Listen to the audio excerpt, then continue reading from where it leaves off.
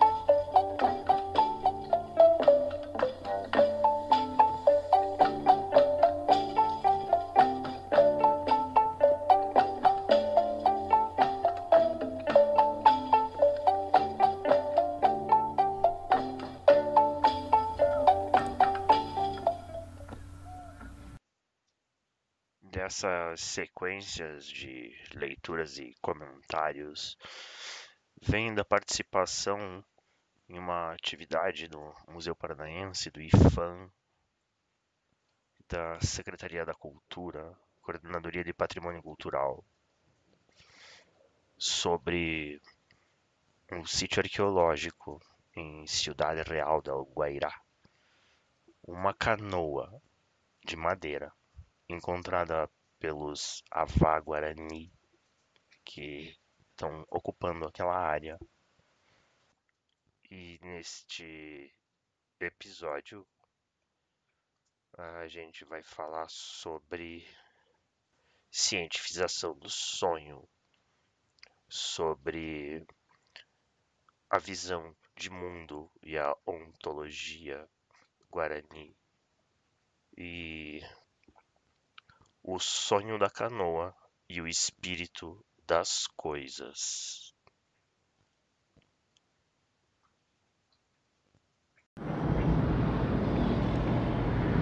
E aqui, de pernas pro ar, a escola do mundo ao avesso, no Estúdio Uno. Sensacionais as falas, né? Mas teve uma fala daquela senhora, só chamaram ela em Guarani, eu não sei o nome dela, que uma fala muito forte, muito alta, vai perceber no áudio. Eu acho que no áudio de 31 minutos do dia de hoje à tarde. Que a orientação, o professor da Unila não quis traduzir. Ele falou, não, isto não vou traduzir porque é uma questão muito deles. Tá, beleza, né?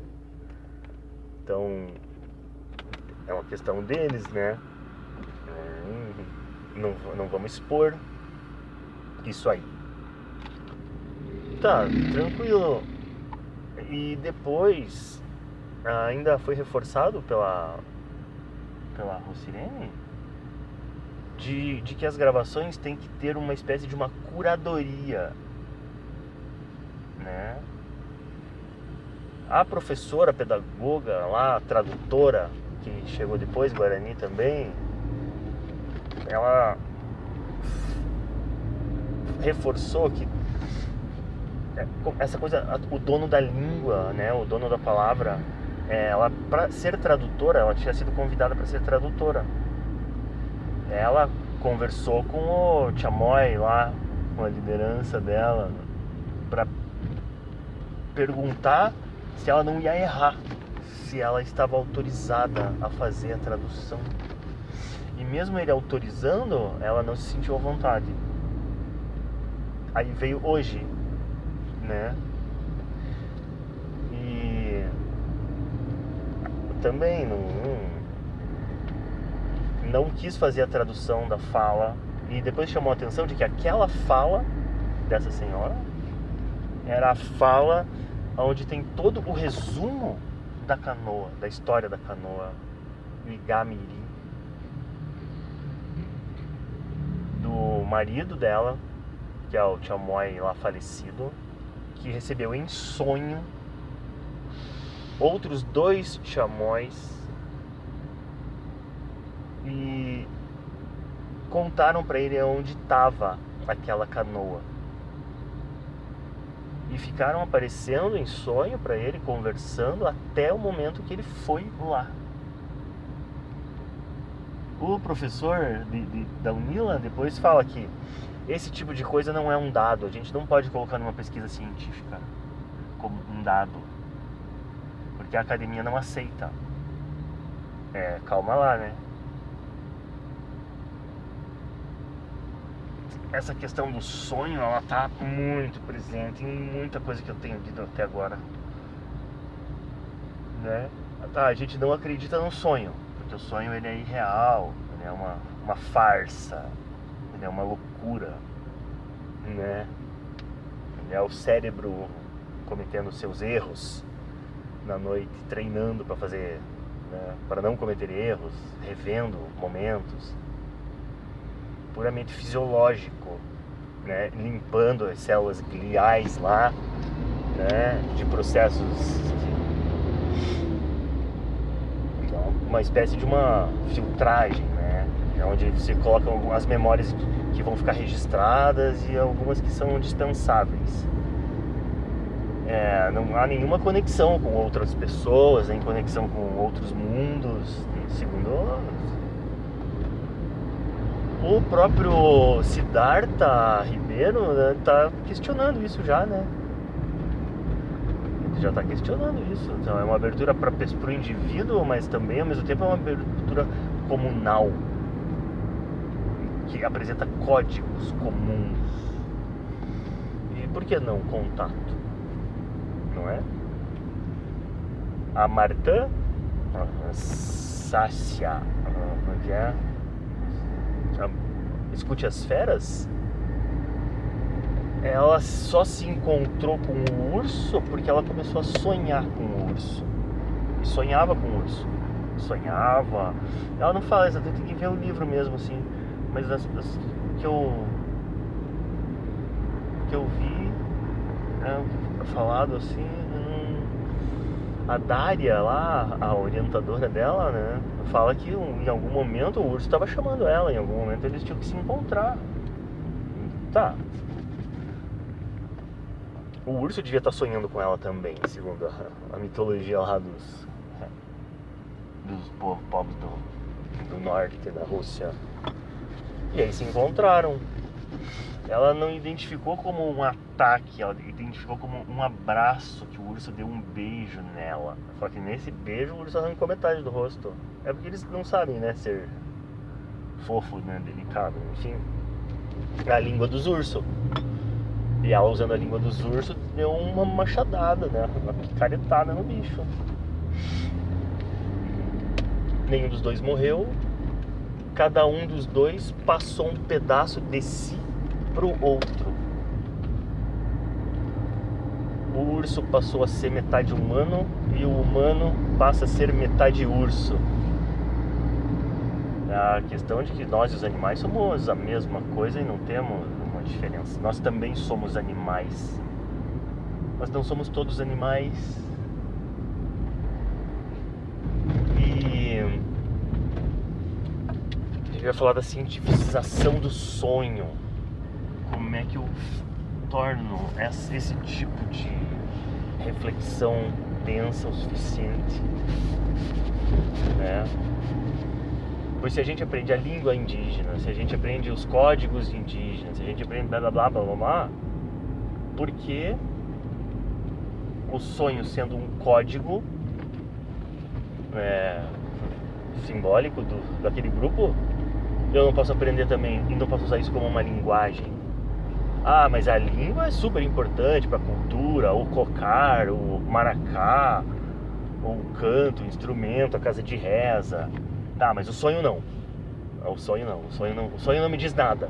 Então, opa, calma lá. Ele deve ser colocado, né, tá sendo o dossiê do sonho na...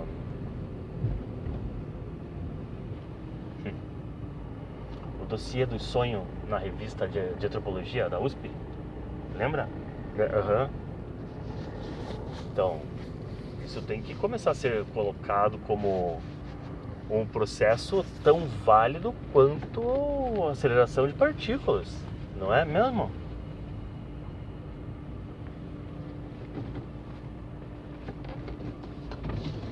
Pausa. Vou continuar aqui o processo de levar a sério o código indígena. Se ele está falando, você tem que acreditar, não é? Ou você tem que talvez registrar isso. Talvez a gente começar a usar esse tipo de código junto. Ai, era aqui, caralho.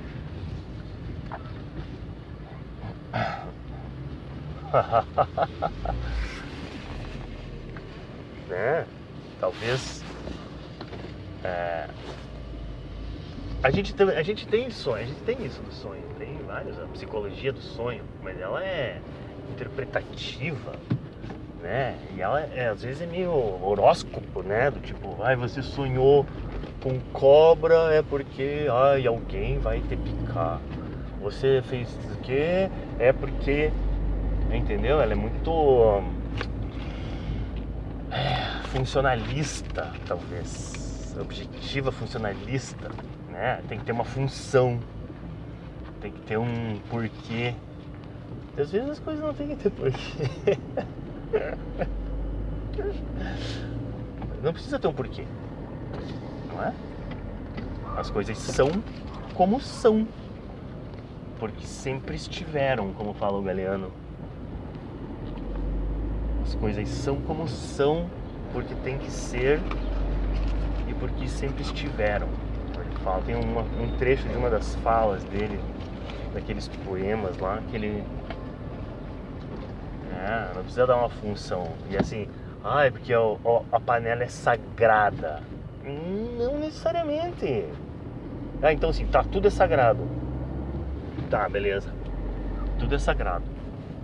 E agora, se tudo é sagrado, o sagrado não existe, porque não existe o não sagrado, certo? Será que você vai lá? Deixa eu ver se a minha chave tá aqui.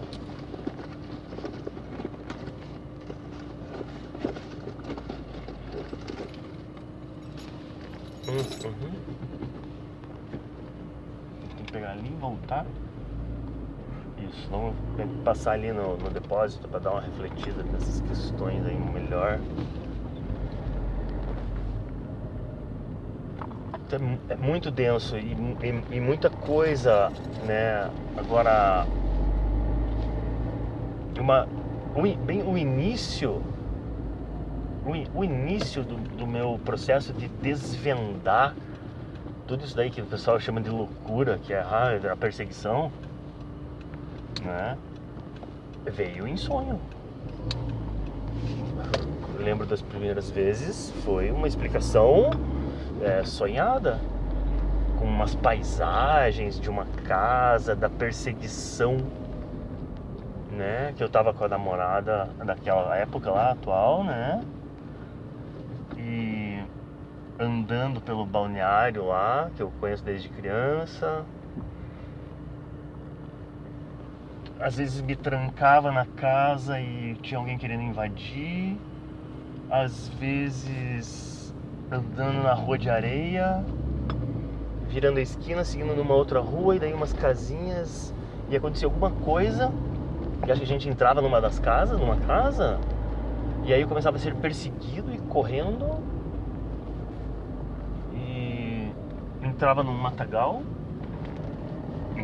né, num terreno baldio, alagado, e ficava escondido lá, enquanto tinha um monte de gente atrás, me buscando, e o sonho acaba.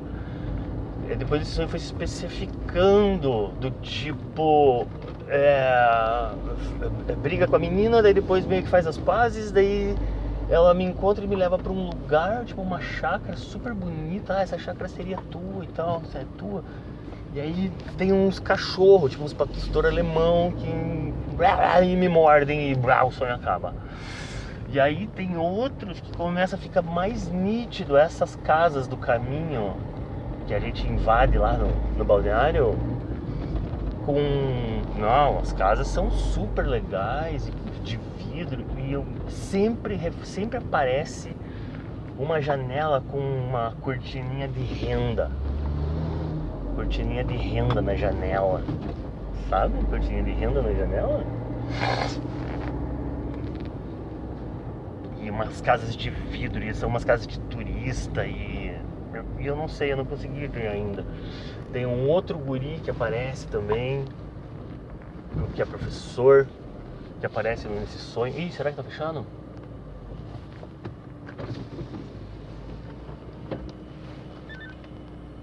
Estão trabalhando ainda, será? Já fechou? Ah, estão aí. Legal, valeu. Achei que vocês não estavam aí.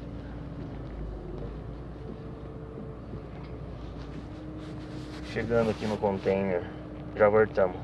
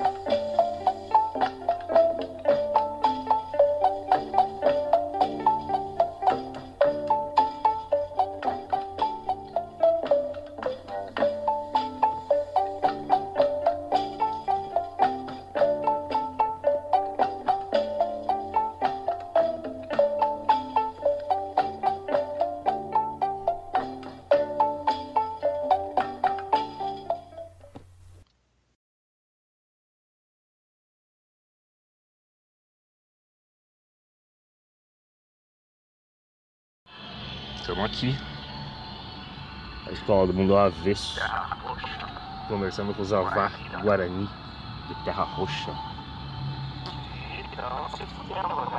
Estão se fudendo pra caralho, segundo os relatos. Várias ideias apareceram ali hoje na roda.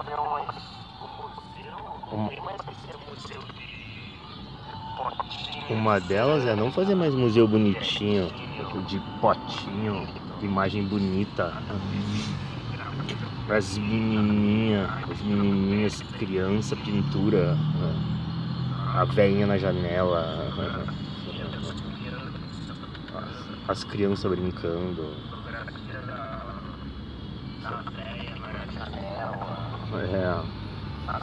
Tem que ser política, o pôr do sol.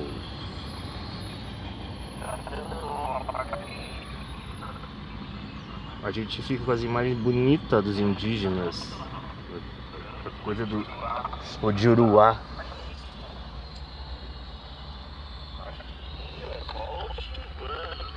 A imagem dos Xinguano,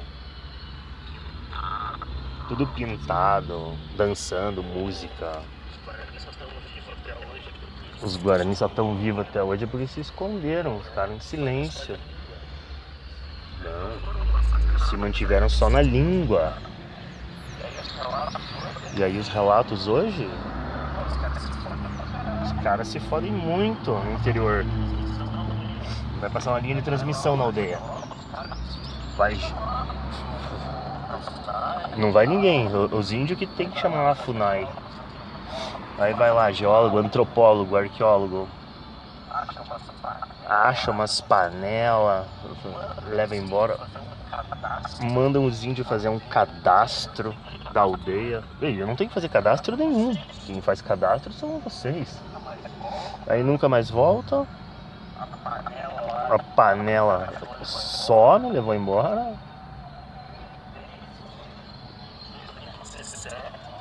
Desde 2017 esse fato. Não aconteceu mais nada. a linha de transmissão passou por cima da aldeia e continuam sem água, sem escola, sem estrada, sem acesso, sem nada. E ainda sendo coagido pra caralho pelo agronegócio. Uns fazendeirão armado de caminhonete. E estão estrangulando eles há muitos anos. Eles falam que isso é desde 1500, né? Mas a tecnologia foi ficando mais poderosa. O branco, Juruá, não acredita nas coisas, né? Para que elas existam, elas têm que ser escritas. Senão o Juruá não acredita e as coisas não existem. Os Guarani não têm essa escrita, né?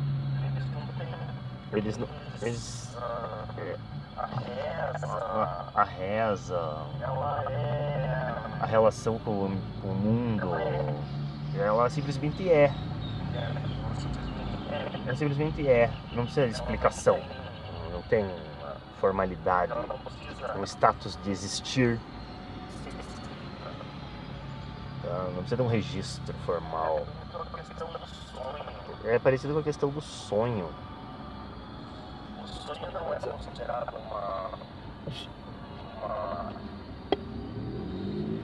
O sonho não é considerado uma linha cientificizável, não é pesquisável, acadêmica. É por esse motivo também. O sonho é do mundo do sonho, né? Não existe, né? Da imaginação.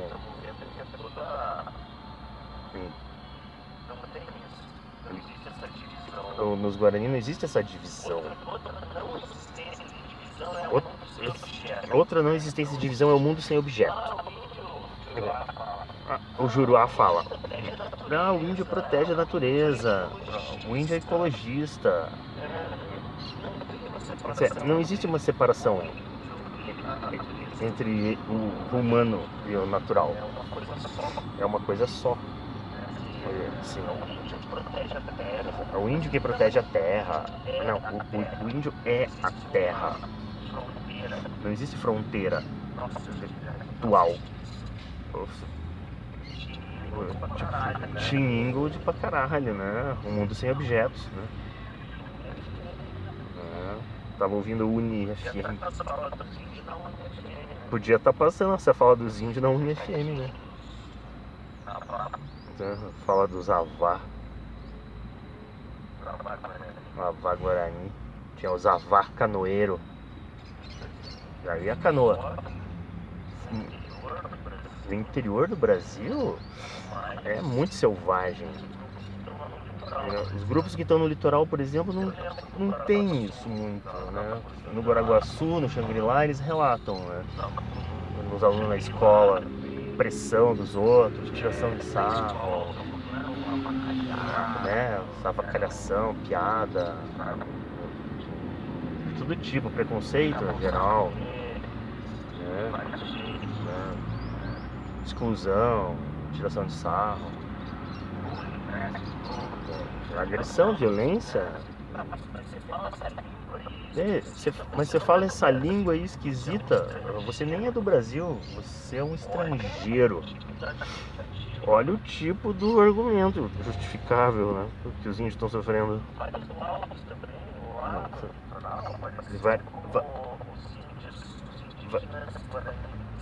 Vários laudos lá no litoral apareceu como os guaranis sendo paraguaios. Tipo, só que no sentido do paraguaio da coisa falsificada. São índios falsos. Eles não moram em aldeia, igual no Xingu, que é o ideal do imaginário.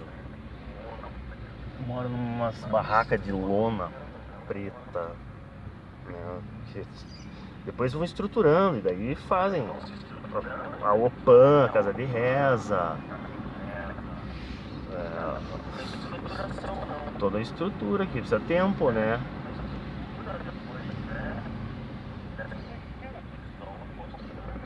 Vão construindo devagarzinho, né? Ah, mas os índios têm caixa d'água. Mas porra, a água tá toda poluída.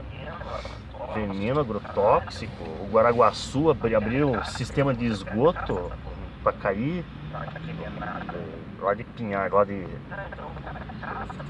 Betaras, cai tudo no Guaraguaçu, né? Então não tem mais caça. A caça tá envenenada. Não tem mais madeira. Derrubaram tudo. Ah, mas pega a madeira no mato, vamos fazer uma casa de reza, fazer uma canoa. Não tem mais madeira. Não tem mais floresta. Não tem mais animal para caça. Interrompe todo esse processo deles, dessa relação. Pensamento da extrema direita, alt-right. No YouTube, Facebook, aparece um monte de vídeo, umas armas foda, assim, uns fuzil, visão noturna. Você vê o calor do animal. É o que eu preciso pra ver as onças. Os caras têm, né? Mas é pra caçar javali. Javali é um animal exótico, tem que matar, eliminar. Problema para as plantações, né? Tipo, se veio da Europa, se espalhou no Brasil, a gente tem que matar. Só que uma boa parte do que eles estão chamando de javali é o cateto, porco do mato.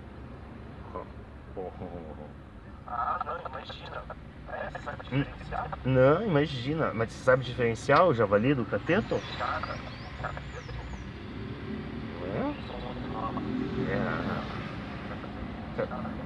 Queixada, cateto, caititu, mas tinha um outro nome. Ele falou até em Guarani, o Patrício. Do porco do mato nativo. E a base da cadeia alimentar. Pros topos, pros caçadores. E como é que faz para referenciar? É isso aí.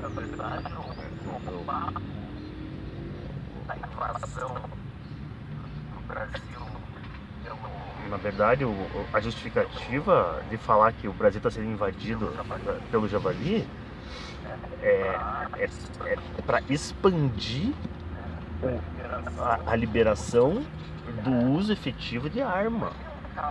Mas a arma de guerra mesmo, né? Imagina um cabra desse, alt-right, à noite, caçando javali e vê um guarani caçando na mata ciliar. O que você acha que ele vai fazer? Tá só eles ali na night. Não tem nada. Não tem como referenciar. Não tem como registrar o sumiço da pessoa.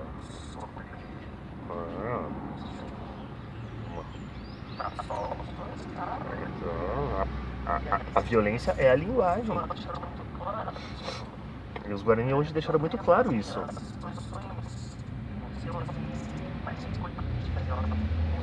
As exposições de museu têm que ser mais políticas, né? Tem que mostrar a foto do cara enforcado, baleado, as crianças com barriga d'água, a invasão dos fazendeiros com caminhonete.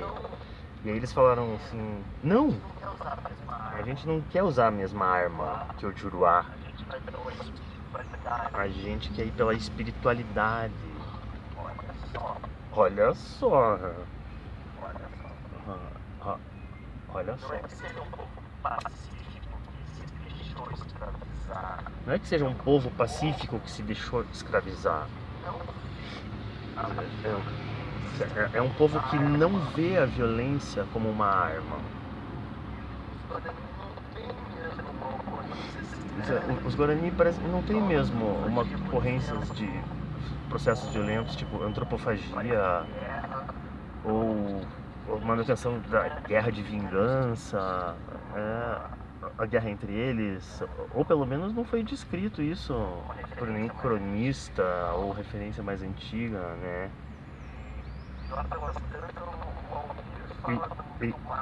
E lá pelas tantas, o Almir fala do mapa do Bartolomeu Meliá, 1610, o mapa dos Guarani, que eles tinham a localização podológica da região deles, de todo o Cone Sul, Argentina, Bolívia, São Paulo, Paraná, Mato Grosso, né?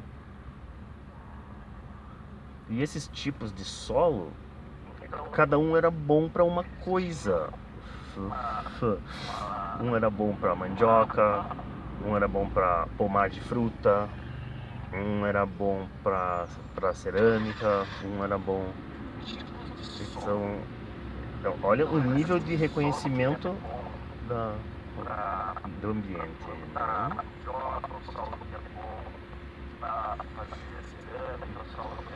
A palavra é água, daí depois vem a palavra terra, depois vem a palavra fôlego, que é o ar, depois vem a palavra árvore, vegetal, dentro da mesma raiz. Uma palavra depende da outra. E outra coisa que eles falaram assim é a mobilidade. Assim, tem umas coisas fortuitas assim. Vamos até ali pra ver se tá tudo bem. E vão. E aí, tipo, na Ilha Grande tem sítio na ilha, mas tem também na margem continental. Muitos. E pequenos, como pequenos acampamentos, poucas pessoas. E eles falaram também de pequenas aldeias. Não, aquela aldeia era uma aldeia pequenininha, bem pequena. Tem como se as famílias fossem se formando e saíssem para peregrinar, depois eles voltam. E parecia que era um clima na região assim muito pacífico. Eles podiam caminhar, eles podiam assim, permitir essa circulação livre, assim, meio ritual talvez. Então tem essas aldeiazinhas e tem essa circulação. E ali todos os Guarani com celular. Um celular muito mais próximo é o J2 aqui que eu tô usando. Então fazer fazer uma espécie de um mapa colaborativo, como um mapa arqueológico lá do projeto de extensão colaborativo. Pode ser no Google Earth mesmo, depois vai transferindo para o OpenStreet, que é software livre, mas que se registre tudo, muito, as aldeias, mas também lugares nominados, mas também áreas de conflito, lugares de violência, onde a pessoa morreu, bota foto, bota um filme, né? Dia tal hora, tal pessoa, aconteceu tal coisa, né? Pode botar entrevista, relato, vídeo, foto, tudo, notícia, né? E a partir dessas vivências, né? Evidências, a gente vai espacializando além das aldeias, dos conflitos, pomares, lugares antigos, sagrados, poluídos, antepassados, né? Colocar esses caminhos também, né? Esses deslocamentos que eles foram fazendo.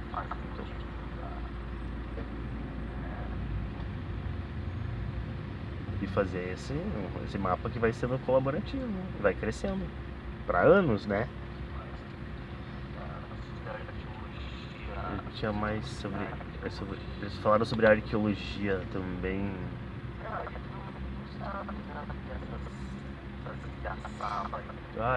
O Patrício fala, a gente não sabe o que é essas igaçaba, essas panelas. E no fim, ele, cara, foi falando de um jeito assim, cada um é de uma coisa, assim. Uma é de coisa seca, uma é pra coisa úmida, uma é pra conservar a carne, uma é pra fazer a chicha, as fermentadas de bebida alcoólica. Os caras sabem, né? E a ideia é de tentar formar arqueólogo indígena que tem... A princípio o que dá pra perceber bem é que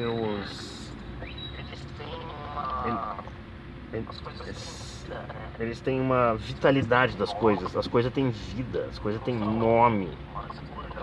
Não são urna funerária, não é uma canoa. A canoa tem nome, a canoa tem um dono que tem um nome, assim como todas as coisas.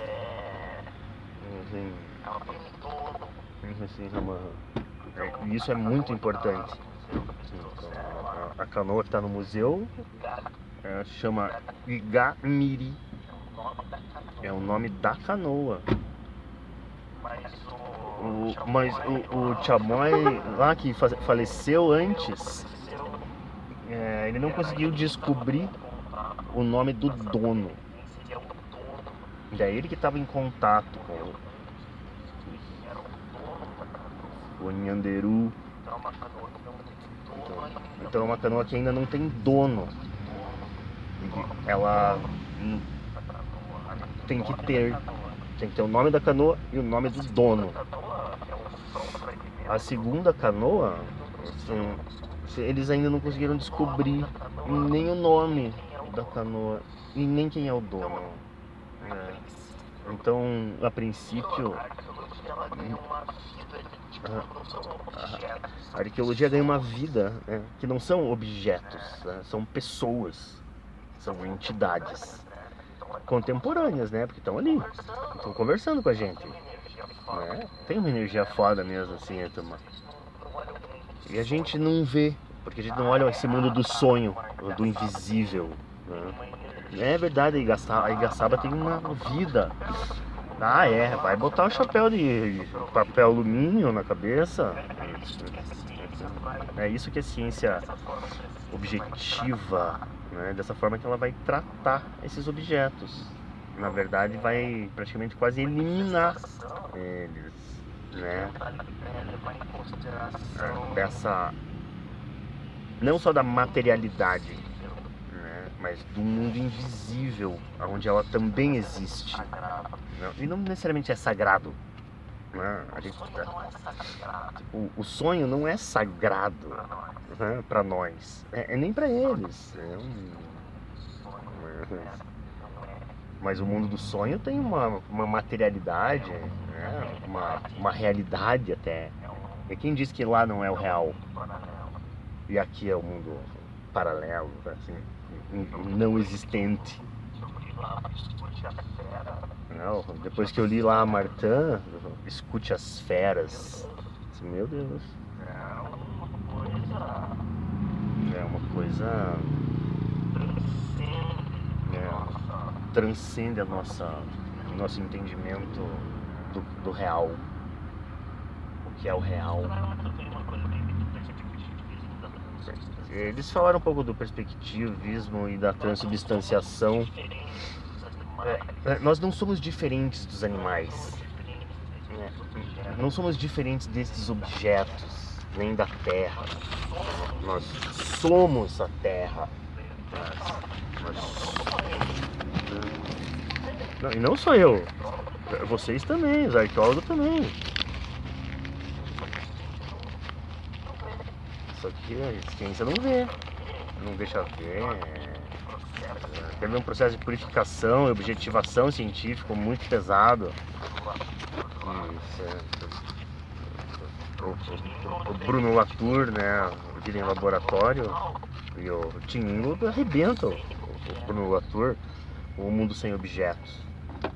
Não é só objetivação, não existe eu e o mundo, não existe fronteira dual, né, entre o de dentro e o de fora. Essa classificação ela é da ciência ocidental. Então, se a gente quer entender, tem que abrir isso também, né?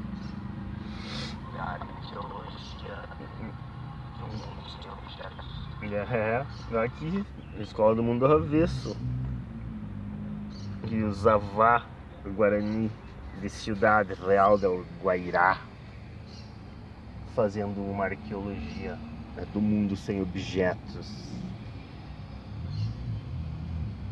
É denso, é denso.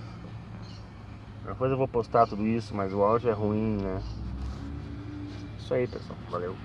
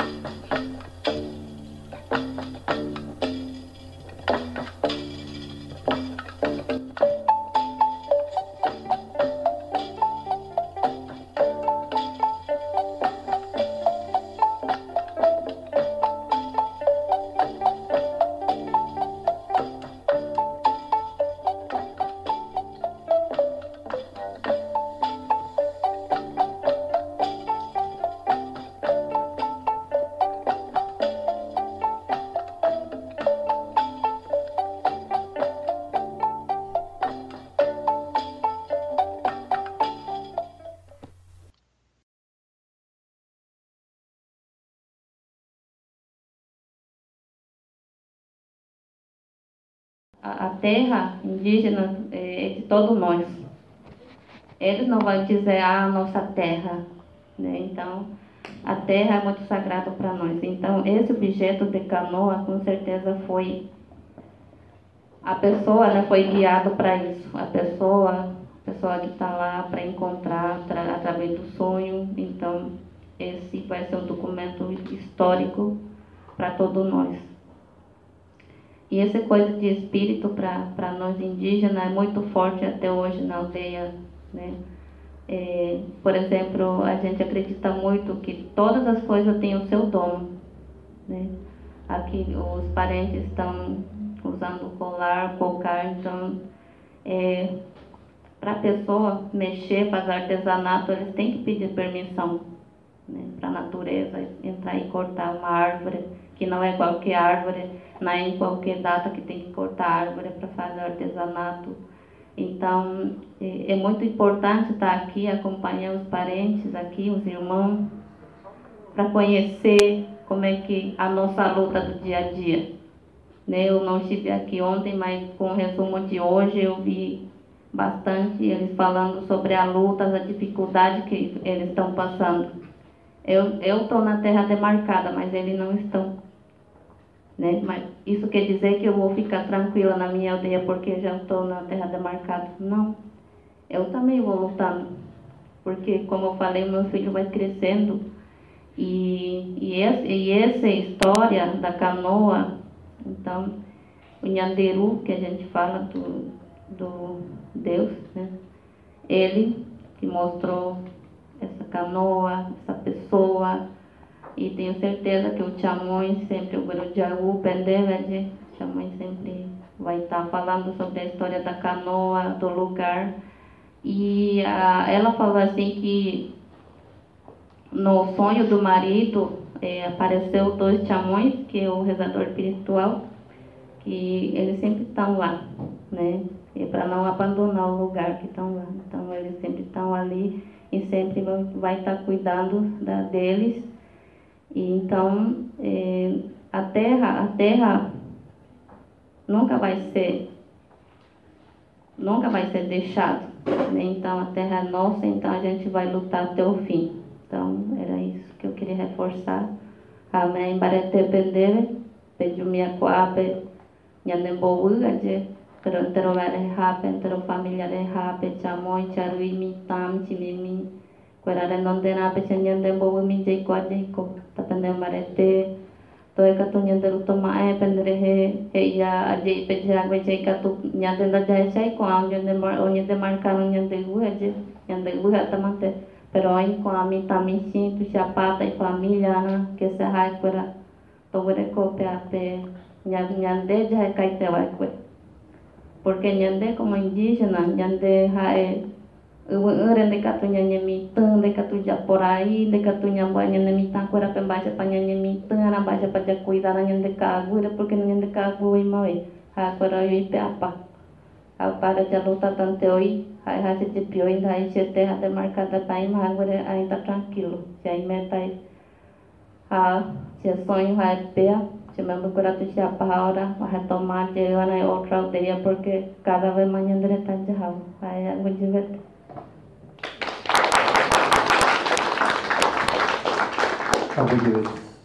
Essa parte no traduz é uma conversa bem particular entre eles, né?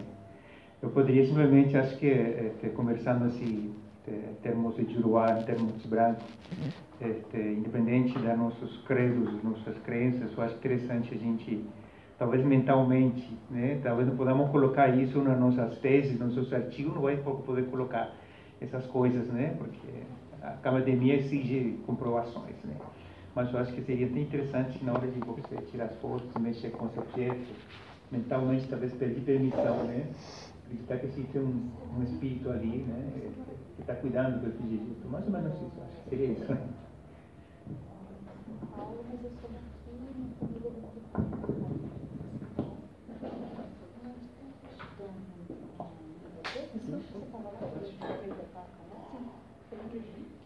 Só quero fazer um parênteses, pedir desculpa para a professora Adélia, que eu não te apresentei adequadamente. Obrigada por ter feito isso. Foi um lapso. E aí, pessoal?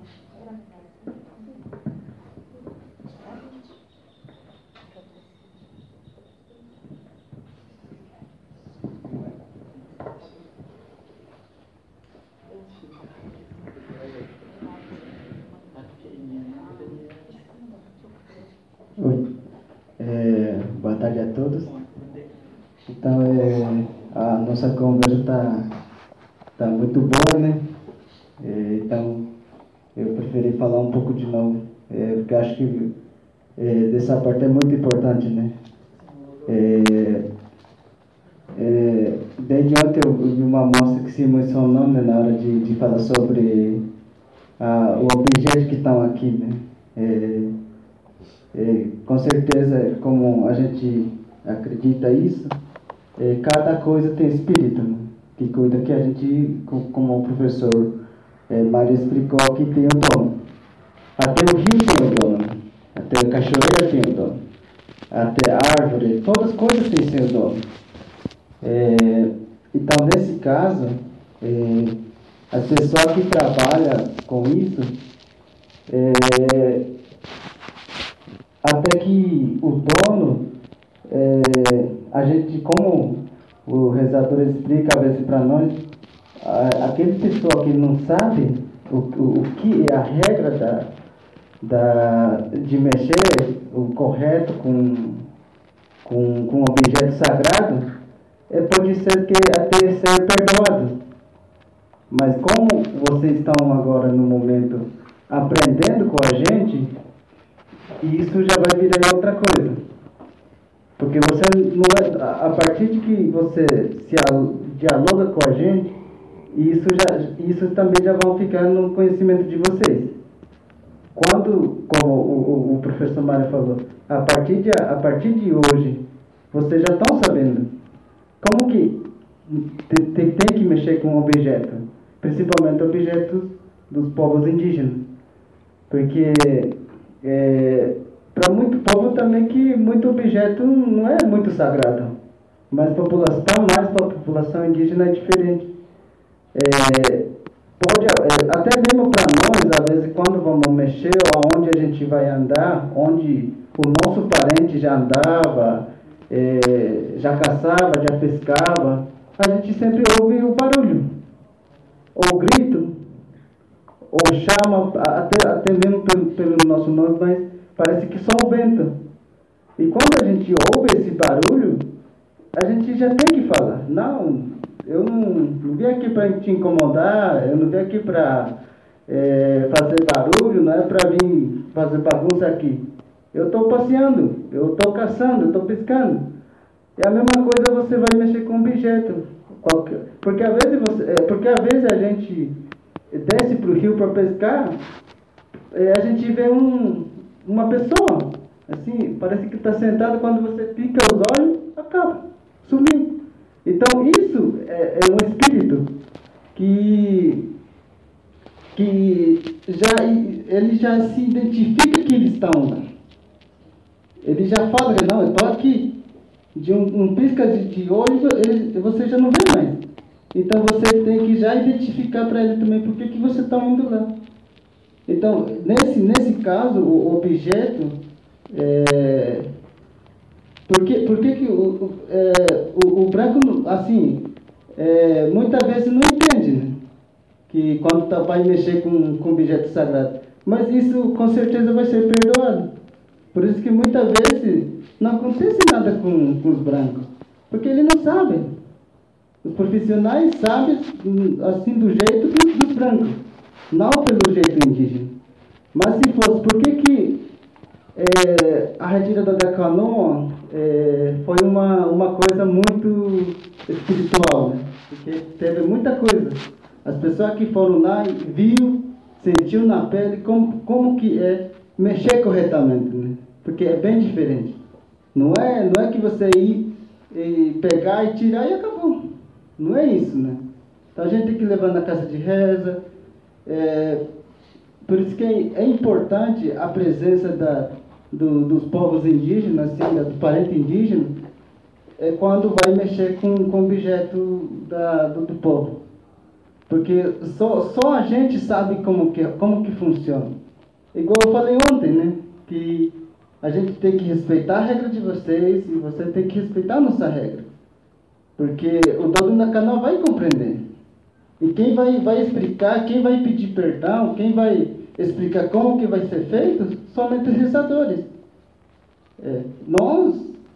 Eu sempre falo, eu sou indígena, mas não sou rezador. Eu também posso errar, que acontece muitas vezes. Então, nesse caso, os profissionais que vão mexer, principalmente com objetos indígenas, mesmo que não vai estar presente os indígenas, pelo menos assim, porque o espírito é a mesma coisa do Nyanderu. O Nyanderu já sabe, não precisa falar alto, porque ele não é surdo. Ele só você fala no teu coração, ele já ouve. Então o espírito é a mesma coisa, ele já não sente mais igual a gente sente, mas ele enxerga a gente.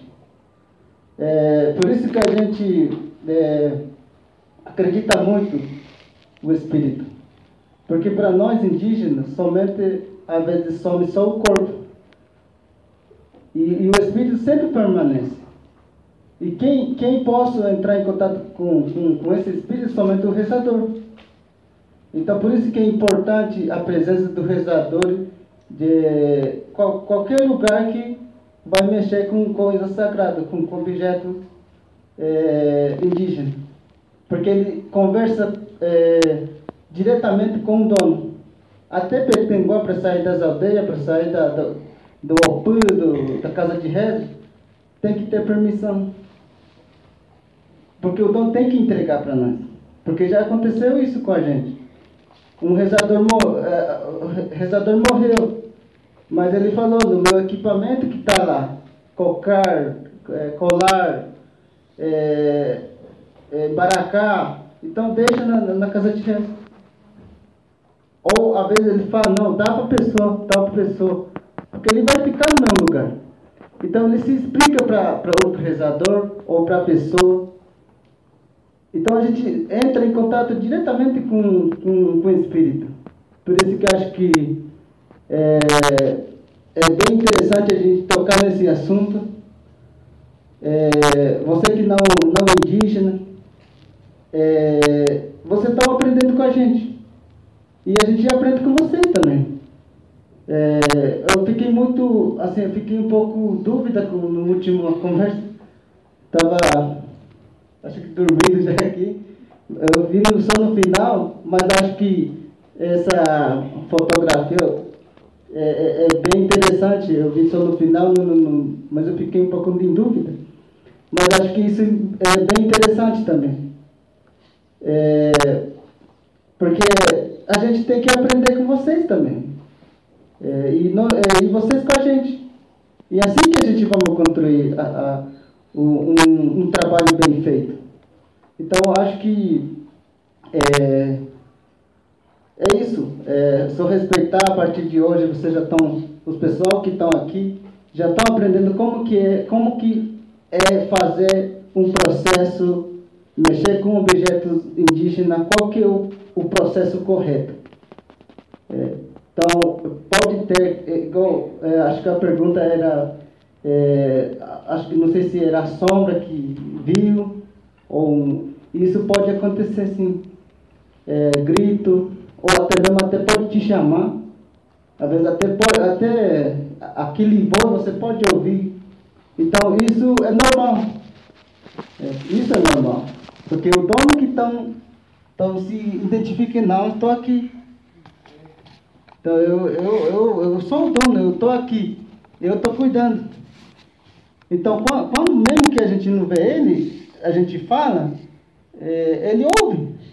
A mesma coisa, porque já aconteceu muitas vezes com a gente. Às vezes a gente ouviu um grito, ou alguma voz, a gente já fala, não, estamos aqui, sai daí, vai para lá, porque a gente já não enxerga mais você. Porque tem vários espíritos, né? Porque tem espírito que possa fazer bem para você, e tem espírito que pode fazer mal também para você. Isso já é outro processo. Então a minha fala era isso.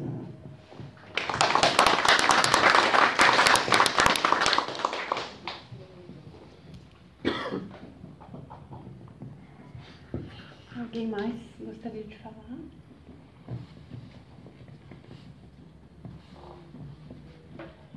Professora Adriana?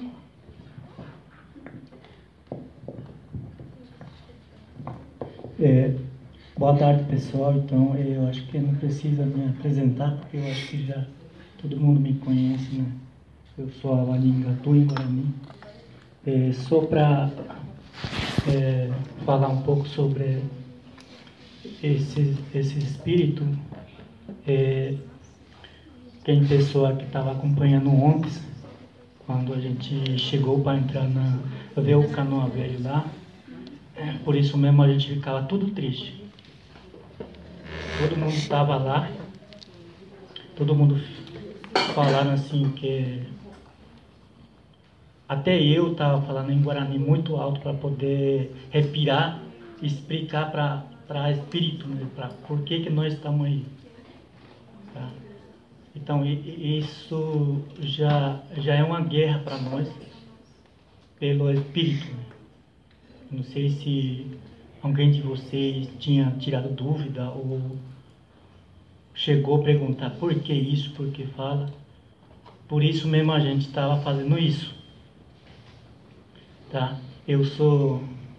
A minha mãe é rezadora, meu tio também é rezador. Por que eu não nasci para ser rezador? Eu posso errar, como o Gilberto já tinha colocado isso. Aí quando falar em Canoa Velha, eu ficava muito triste e eu não queria vir para cá por isso. Porque espíritos são muito fortes, esses são uma vida que a gente não enxerga.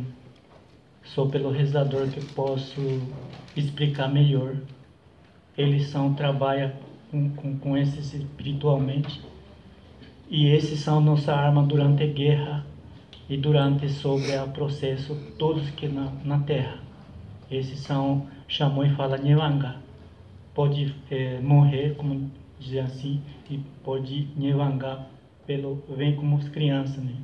Então esses são, é difícil para você que não é indígena entender por que o Guarani morre e nasce de novo. Então, quando eu vim para cá, eu lembrei muito do Xamã, porque ele orientava muito sobre a Canoa Velha, né? Aí me sinto assim, eu vi ontem, o Gilberto já estava quase chorando já, e daí eu entrei e falei, não, vamos tocar nosso barco para frente, nossas guerra, o pessoal nós estamos aqui para isso, então vamos lá, vamos pedir por Nhanderu que abençoe, nós estamos aqui, é pouco Guarani, mas é grande número, é para todas as famílias Guarani, e por isso a gente ficou muito triste ao mesmo tempo que a gente vai falar, entrar ou ver a Canoa Velha, né?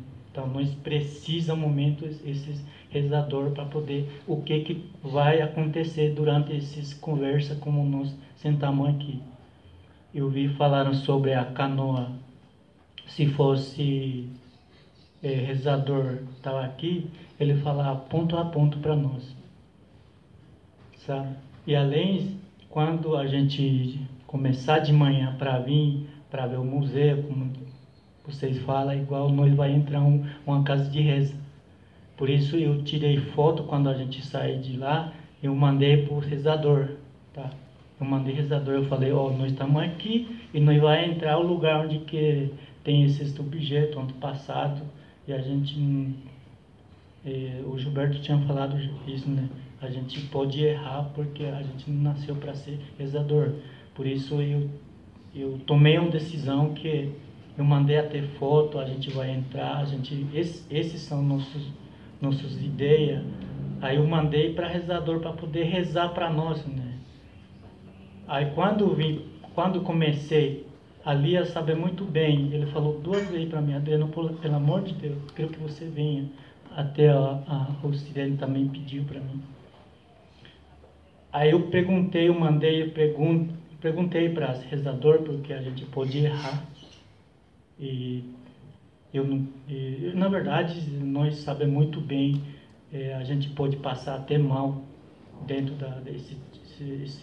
dentro da museu, dentro da trajetória do serviço, né? Então, a rezadora falou para mim assim, pode ir, tá? Então, Nhanderu sempre vai acompanhar todos que você está viajando, chega lá, e como vocês falam, trovão, relâmpago, ele falou, o tumpão vai levantar e vai chover. E quando a gente chegar para cá, já tinha caído a chuva. E daí o pessoal falou, que bom, tá chovendo, muito calor, e eu para ficar quieto, né? Porque eu já sabia, né? E todos os Guarani já sabem por que o trovão, por que relâmpago. Por isso eu pedi para o guarda, quando eu entrei na Canoa Velha, eu falei, guarda, eu gostaria de saber se alguma coisa de você. Aí eu fiz um vídeo com ele, né? Eu falei, eu gostaria de saber se você trabalha dia e de noite aqui e você já sentiu alguma coisa diferente aqui, como o barulho diferente, gritaria, ou seja, alguma coisa, né? Então ele falou que sempre tem esses movimentos dentro da museu, então são espírito, né? Então a gente não sabe o que ele precisa, na verdade, né? Como o Canoa Velho vem parar aqui em Curitiba, e a gente não sabe o que ele tá sentindo aqui, na verdade, né? Então, a dona ele falou muito bem isso. Eu acho que todo você está aqui e a partir disso você já sabe muito bem como que é a realidade população indígena Guarani. Então, a indígena não é só vai ali, vai para cá, não é assim, né? Todas as famílias indígenas têm nome de próprio a língua do rezador. Foi batizado para isso mesmo.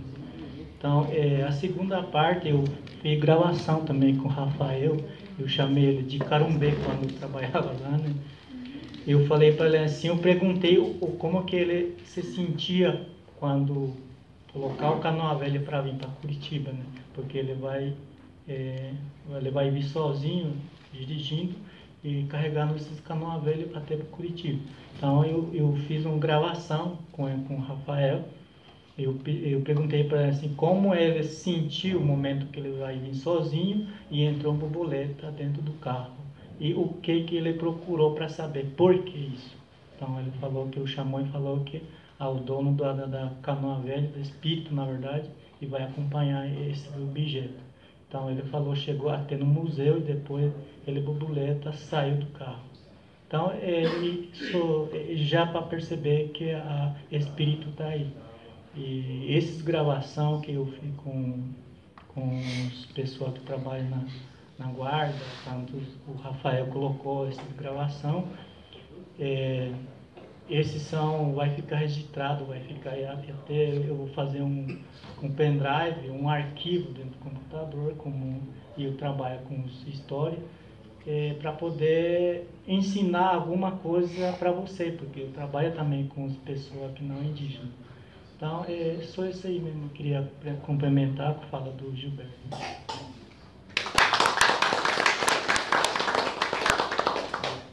Simplesmente dar uma sugestão, sugestão. Eu acho muito interessante e não conseguimos traduzir integralmente as palavras da dela.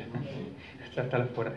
Ela contou por detalhes como foi o encontro, a conversa, etc. Então, acho que deu muitos detalhes muito importantes. Acredito que se foi gravado e tem um som bem, acho que daria para depois ver um momento de uma legendagem dessa parte, pelo menos na parte que ela falou em Guarani. Eu acho muito importante os detalhes que ele contou e a gente também não conseguiu traduzir assim integralmente. Acho que tem coisa que com a palavra indígena não pode ser traduzida, mas assim com estudo, com o Chamoinquera, né, acho que vai levar um tempo para tradução, né. Eu também fiz um filme com meu avô, né, levou 3 meses para tradução. Então, eu acho muito importante a gravação do vídeo dela. Ela contou com detalhe como é que foi encontrado, o que eles sentiram, o que eles passaram. Então, muito importante, né? E só queria complementar a fala do meu parente aqui. A coisa do Guarani, do indígena, realmente é muito espiritualidade para nós, né? Eu que não conhecia ainda a canoa, desde que o Mário me convidou também para vir para cá, como eu faço muito parte da casa de reza, no início eu não me senti pronta, né? Era só para traduzir, simplesmente para traduzir, mas eu não me senti pronta, porque eu sabia que ia tocando uma história do antepassado, mas não é tão antepassado, porque o espírito deles estão aqui ainda, dos Chamoinquera, dos nossos parentes. Aí eu perguntei para minha mãe, né, como é que eu vou lidar com isso? Será que eu posso? Será que eu não? Né? Porque, como o Gilberto falou, eu vivo na casa de reza, eu cresci lá até hoje com meus filhos, mas eu não nasci para ser rezadora. Então, eu tenho que buscar as formas, né, de como poder falar, de ajudar. Então, aí eu fui na casa de reza, questionei o Chamoinquera se eu não posso estar me envolvendo com coisas diferentes, ou eu posso estar errando, né? Aí no momento eu não respondi nada para o Mário, né? Porque é uma coisa muito espiritual mesmo. Só depois eu contei para o meu tio, que é o Chamui, eu não me sentia pronta para vir para cá. E foi assim, foi indo, depois eu retornei para o Mário que eu via. Mas até ontem eu falei assim para minha mãe, nossa mãe, eu tô com medo, porque eu sei que eu vou vir aqui para ver, para ouvir a história do Chamoinquera, do nosso povo. Aí eu fui de novo ontem para casa de reza, eu falei para o meu tio, agora eu vou. Olha para mim, olha para o nosso parente que vai lá, para a gente ir lá, fazer a nossa parte e voltar para casa, né? Porque eu sempre, quando vou viajar, eu sempre vou lá na casa de reza, que nem o Gilberto falou. Às vezes as pessoas acham que pode convidar indígena, aí ele fala, pode trazer um baracá, potiguar para representar a sua aldeia. Acontece muito isso. E eu sempre tenho que pedir permissão na casa de reza, né? Então, eu agradeço por estar aqui, né? Com o nosso parente, estar aqui. O nosso sol tá nos acompanhando, tá calor, mas isso vai levar um benefício muito grande para a nossa comunidade indígena, não só do Guarani, mas para o indígena, assim, como um todo. Então, só queria reforçar isso. Eu não vim aqui só simplesmente para traduzir, né? Estou aqui como indígena e eu senti na pele essa consagração, assim. Só de ele estar falando da canoa, para mim eu já me tremo tudo, né? Porque eu ainda não pisei lá ainda, mas o Nyanderu vai olhar para nós que vai dar tudo certo para vocês também, que estão nessa batalha para conseguir escrever e montar essa canoa e que vai ser a nossa recompensa, com certeza. Então, seria isso que eu queria reforçar. Só para não esquecer, como ele falou, que tem uma fala que foi feita só para os seus, né, para a comunidade, depois aí também faz o recorte disso e tira, apaga, sabe? Faz parte da, enfim, da responsabilidade. Não, entendi. Claro. Sabe? Eles decidem, todo mundo tem que decidir o que pode, ou o que vai ser guardado ou não. Pode, o que deve ser traduzido. Exato. É aquele processo de curadoria, que eu tenho chamado de curadoria de gravações. Que, né, aqui ele deu a medida. Então, pessoal, eu acho que seria essas falas todas, eu queria agradecer de novo, principalmente a colaboração dos nossos convidados do Guarani, porque é sempre uma oportunidade maravilhosa de aprendizado, e esses aprendizados dessa tarde me remeteram àquela conversa que estava muito boa e que a gente não conseguiu terminar pela manhã, e que eu acho que a gente em algum momento deve retomar, porque as falas, né, do professor Adriano, do professor Gilberto, da professora Adélia, sobre esses cuidados com as permissões, com a permissão, esse cuidado ao acessar esses objetos, que não são meros objetos, que é aquilo que a gente conversava hoje, me faz pensar muito num procedimento que, inclusive, aconteceu nesse projeto, mas que a gente tem tentado fazer de uma forma diferente, né? Que é um procedimento muito comum na arqueologia, que são os resgates arqueológicos, né? E as implicações disso. Eu queria muito escutá-los a respeito disso especificamente. Pelo adiantado da hora, a gente não vai conseguir fazer isso, a gente tem a abertura da exposição agora, mas eu acho que um momento interessante para a gente fazer amanhã, na fala da professora Lucilene e do professor Igor, né, que vão apresentar também o projeto, para a gente conversar também, né, retomar esse tema. Então, eu queria agradecer a todos e pelas falas, pela contribuição, ao professor Mário, professora Adélia, professor Luiz e toda a equipe. E convidar todos para nós nos dirigirmos ao IFAM para a abertura da exposição. Obrigada, gente.